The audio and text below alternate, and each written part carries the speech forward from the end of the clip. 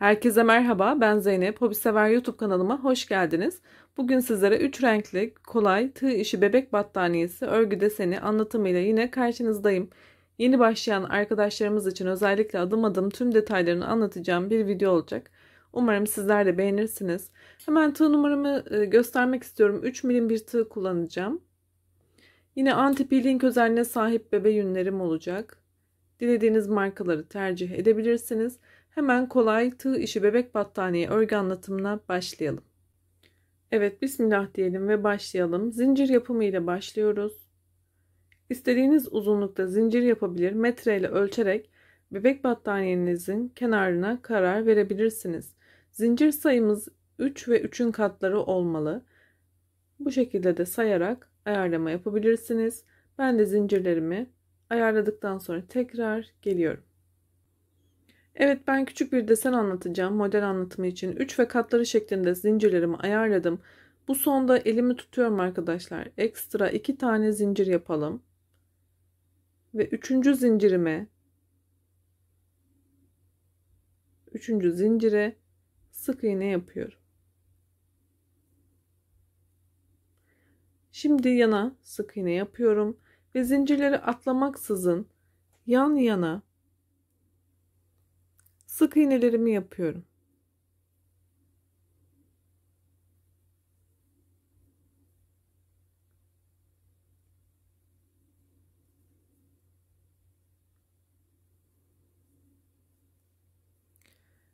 Zincir bitene kadar sık iğnelerimiz devam edelim. Burada da yine 3 ve katları olmalı. Takibini yaparak bitirelim. Evet, ben zincirin bitene kadar 3 ve 3'ün katları olacak şekilde sık iğnelerimi de tamamladım. Sonda 3 tane zincir yapıp döndürdüm ve ipimi üstüne aldım. İlk başlangıçtaki zincirimin ilk boşluğundan ipimi uzatarak bir ilmek çıkartıyorum. Bu tığımda beklerken tekrar üstüne alıp bir yandan tekrar ilmek çıkartıyorum. Yine ilmekler beklerken şimdi 3. boşluktan tekrar ilmek çıkartıyorum. Hepsi tığımda bekliyor arkadaşlar. Toplamda 7 tane ilmeğim oldu. Şöyle görmeniz için tutuyorum. Hepsini tek seferde tığımdan çıkarttım ve bir tane zincir. Üstüne alıyorum. Son ilmek çıkarttığım boşluktan başlayarak bir ilmek çıkartıyorum. Üstüne aldım. Yandan ikinci ilmeğimi ve daha sonra 3. ilmeğimi çıkartıyorum. 7 tane ilmeğim oluştu. Hepsini tek seferde çıkarttım. Bir zincir. Üstüne aldım. Yine son ilmek çıkarttığım boşluktan başlayarak 3 tane ilmeği yan yana çıkartıyorum.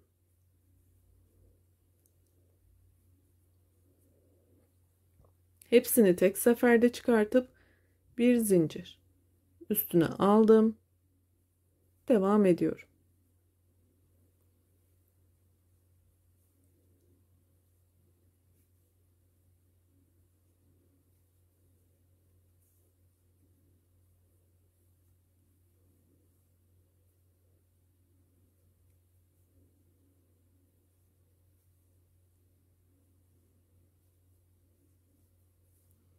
Evet, yine son noktadan başlayarak devam edelim. Sona kadar ilmeklerimizi toplayarak ilerleyelim. Evet, ilmeklerimi toplayarak sona kadar geldim. Sonda 2 tane ilmek boşluğum kaldı arkadaşlar. Devam ediyorum.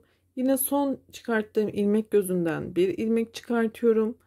Yanından ve son boşluktan da bir ilmek çıkartarak yine tığımda 7 tane ilmeği tek seferde topluyorum. Bir zincir üstüne aldım.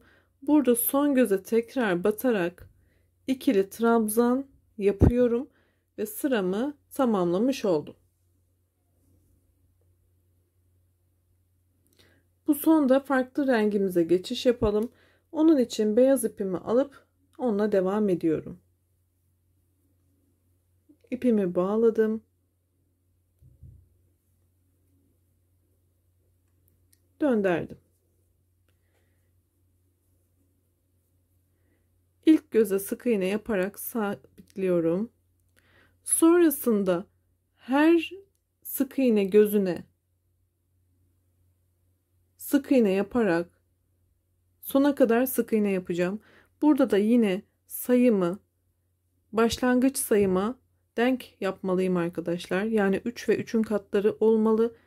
Tüm sık iğne gözlerine sık iğne yaparak sıramı tamamlıyorum.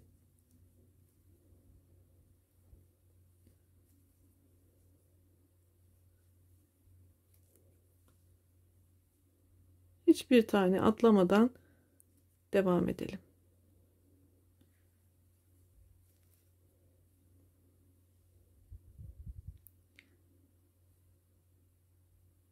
Sonda buluşalım.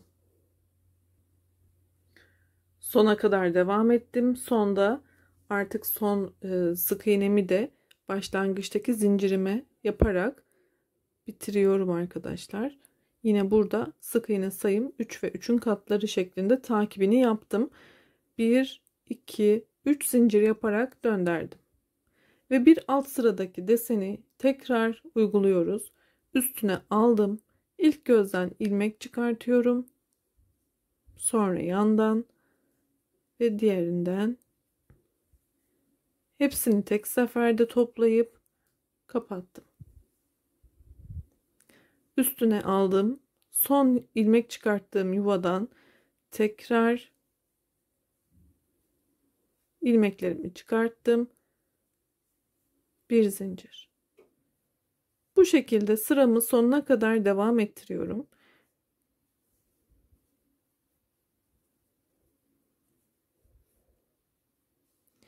Buradaki püf noktası arkadaşlar, buradaki desen sayısıyla yukarıdakinin aynı eşit olması ve bir hizada denk gelmesi. Sayılarımızı takibini iyi yaparsak hiçbir şekilde desenimizde bozulma olmayacaktır. Ben şimdi bir sonraki sırayı nasıl çıkacağımızı, ipi nasıl yürüteceğimizi göstermek için devam ettirip geliyorum. Evet, sol kenara kadar ilerledim. Şimdi burada tekrar birlikte bitirelim. Üstüne alıyorum. Yine 3 tane ilmeğimi çıkartıyorum. Sona kadar geldim. Hepsini tek seferde topladım. Bir zincirimi yaptım. Burada trabzan yapacağız kenarda bir üst sıraya çıkarken. Fakat bu ipimi de yukarı çıkarmak istediğim için bunu da üstüne alarak ikili trabzan şeklinde üst sıraya çıkıyorum. Yeşil ipimin de üstte olmasını istiyorum. Şimdi diğer renkle devam edeceğiz.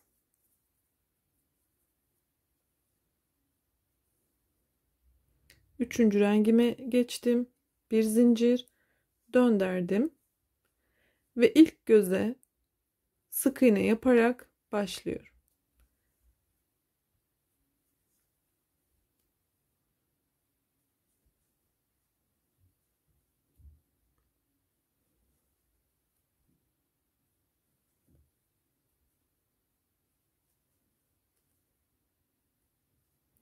Yine burada 3 ve katları olacak şekilde sona kadar devam edeceğiz. Bir üst sıraya çıktığımızda ise yine desenimizi baştan takibini yapacağız arkadaşlar. 3 zincirle yukarı çıkıp ilmeklerimizi toplayacağız. Daha sonra diğer renklerimizle devam ederek istediğimiz kadar desenimizi büyütebiliriz. Şöyle hemen düz yüzünde göstermek istiyorum. Ben öncesinde sizlere daha büyük bir desen çalışarak nasıl gözüktüğünü görmeniz için bir hazırlık da yaptım. Bu şekilde oldukça kolay ve güzel bir çalışma oldu. Umarım sizler de beğenmişsinizdir. Arkasına da bakalım. Beni izlediğiniz için çok teşekkür ediyorum. YouTube kanalıma abone olun lütfen. Abone olmak ücretsiz. Desteklerinizi ve güzel yorumlarınızı bekliyorum. Sağlıkla kalın, hoşça kalın.